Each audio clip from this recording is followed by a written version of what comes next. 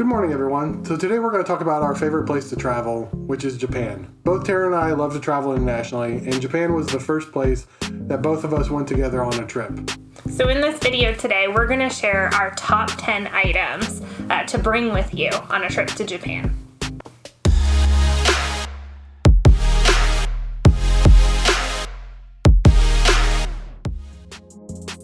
So one of the most important items that you're going to buy on your trip to Japan is a Japan Rail Pass. We used this for a 7-day green card pass, and we're frequently kind of pulling this in and out of our hip packs. And one of the things that was tough about this is it's not really a standard size.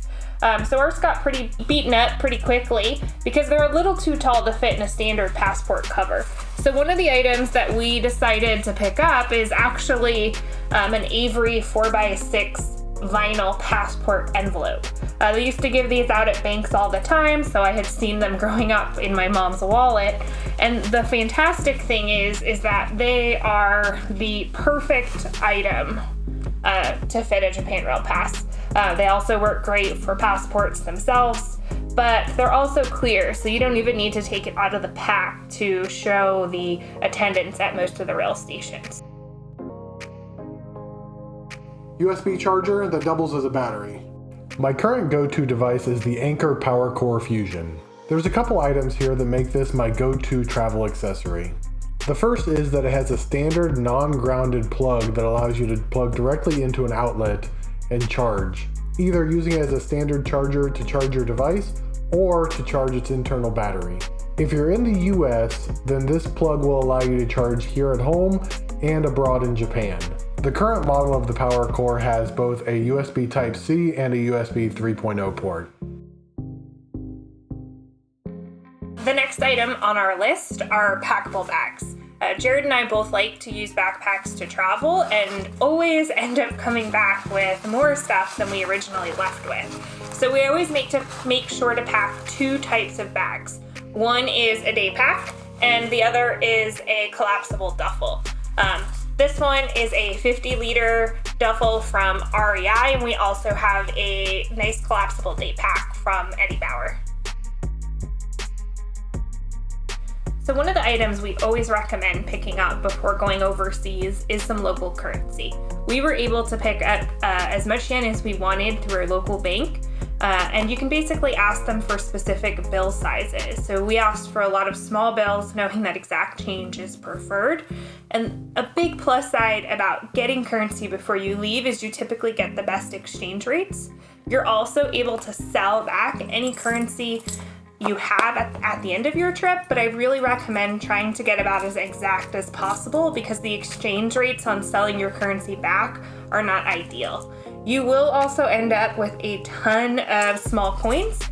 You won't be able to get these from the banks in the States, so be sure to keep a few from your travels. The next item goes along with the last one, which is having something to keep your coins in.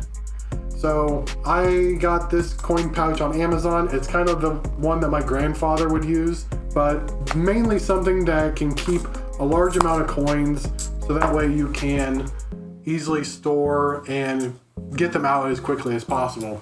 The travel wallet that I chose is actually from J.Crew.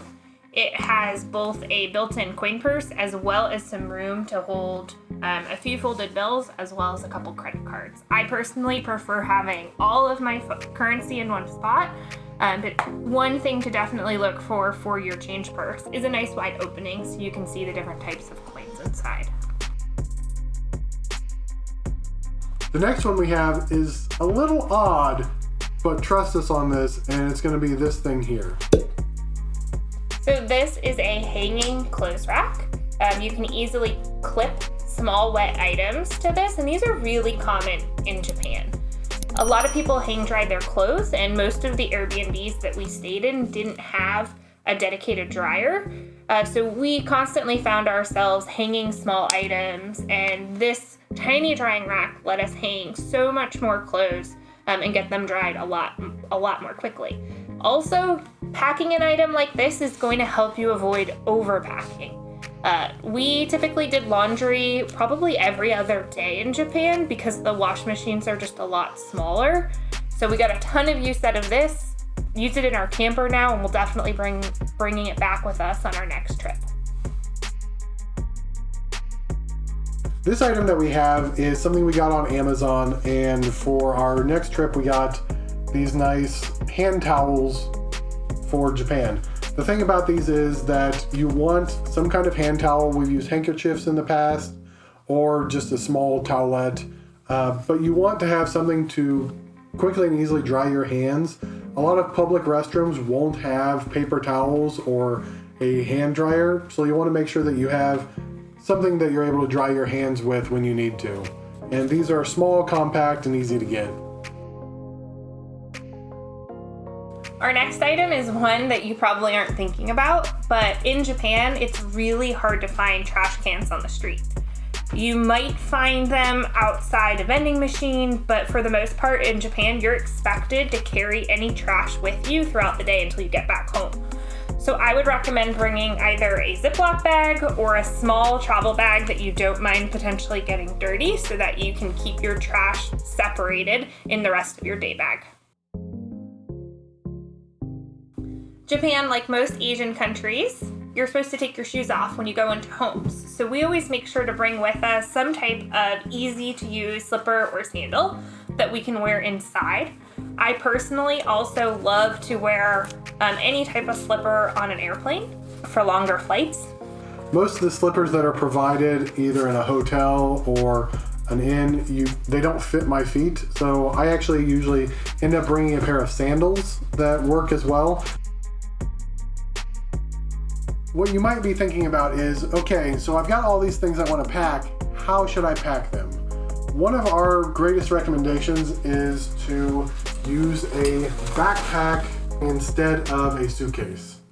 So suitcases are great, they keep you organized, but they do have some downsides. By far the best advantage of a travel bag or travel backpack is always having your hands free. I love the fact that I can easily carry something, pick up something, buy something, use my Suica card to jump on to a railway without ever needing to pick up or put down my suitcase. I personally use this Osprey Fairview Trek bag. It's 50 liters and I can easily pack enough for 2 or 3 weeks of travel.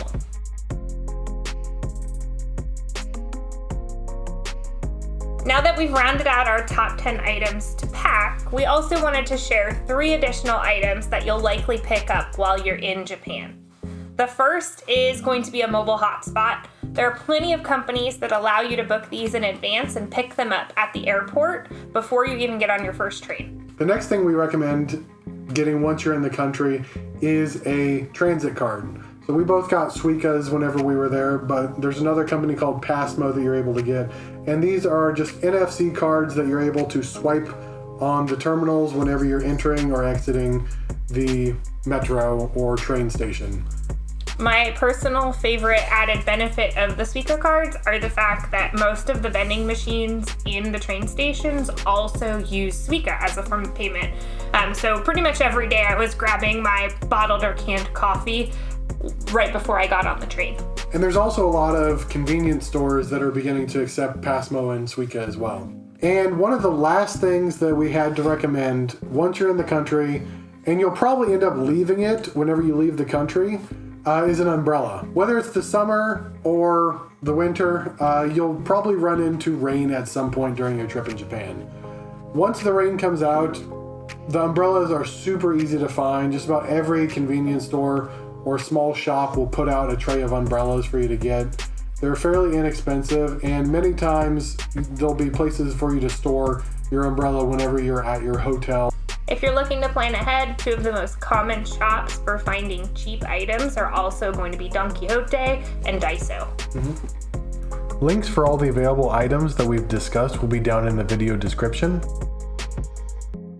If you have any questions or comments, us and our supervisor Udon here would love to hear from you. Go ahead and leave that in the comments down below. And if you want to help out the channel, make sure you hit that like button, subscribe, and turn on those notifications. Thanks everyone, and we'll see you next time.